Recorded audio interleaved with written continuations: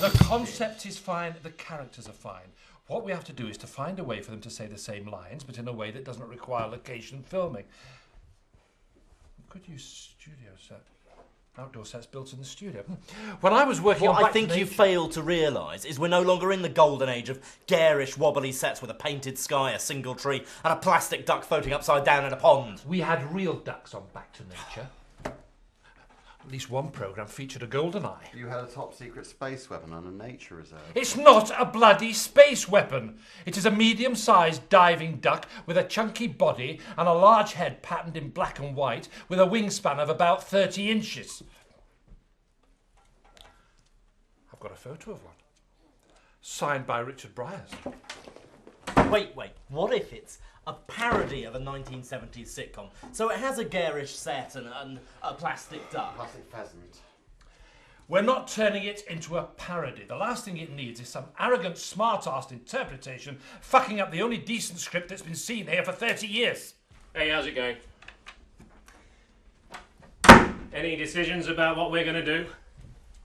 I think the main advantage of studio work, and I think we really have got to try and turn this into a positive thing, is that it allows for more detail in the acting, and that means you've got to make the characterisation really strong. And at the moment, the character of Gerard needs a little bit more spark and some more funny lines, basically.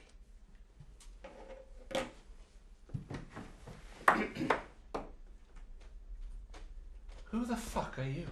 Oh, this is Mike Dorham, and he's playing the character of Gerald. Yeah, all right, let's keep it pacey. I'm due back on set in 20. Could I suggest, Mike, that if you don't find your character funny enough, then you need to do something with your performance? Yeah, I take your point, but actually, there really aren't very many funny lines. You don't need funny lines. That's good advice, everyone. Write that down. You don't just put a load of jokes into it, sunshine. Yeah, I remember that from your sitcoms. Listen, in Back to Nature, Richard Briers didn't need funny lines. Sometimes I didn't give him any lines at all. He found ways to make it funny. Yeah, right. Yeah, physical comedy. What, are you Lee Evans all of a sudden? Come on, physical comedy is crap. It's lazy writing, it's been done to death, and I've never met an actor who can make it work. I don't mean physical comedy.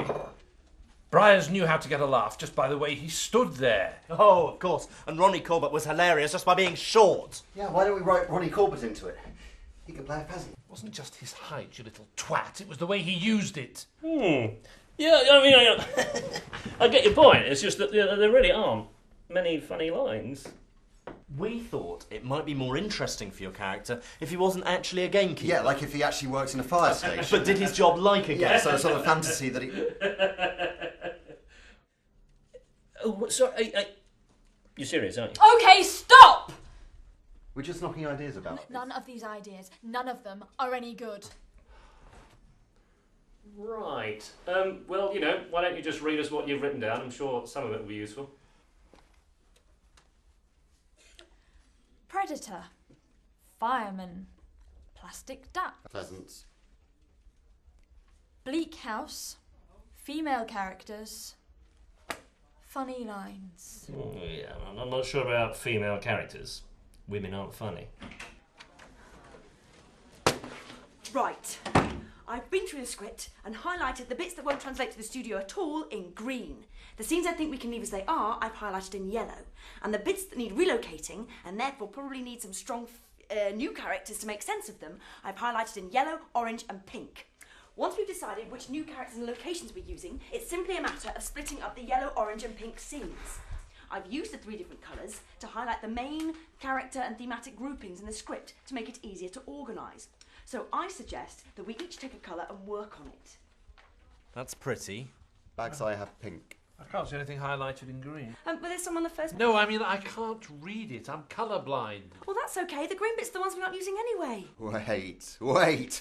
Women dressed up as men. That's funny. It's not about being funny, okay? I was trying to get you to take me seriously. What, in a cummerbund?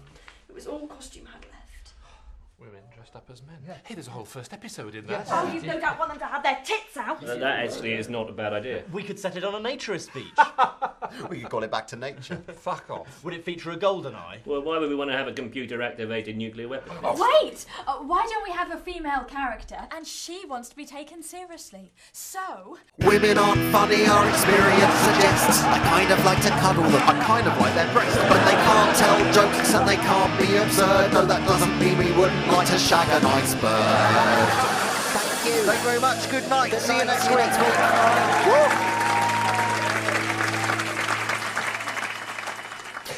And Curry and Pode will be back at the same time next week. And now the shipping forecast issued by the Met Office on behalf of the Maritime and Coast Guard Agency at 23:30 on Friday the 3rd of September 2008. There are warnings of gales in Viking, North at Zera, South at Zera, Forties, Cromarty, Forth, Tyne, Dogger... Grr.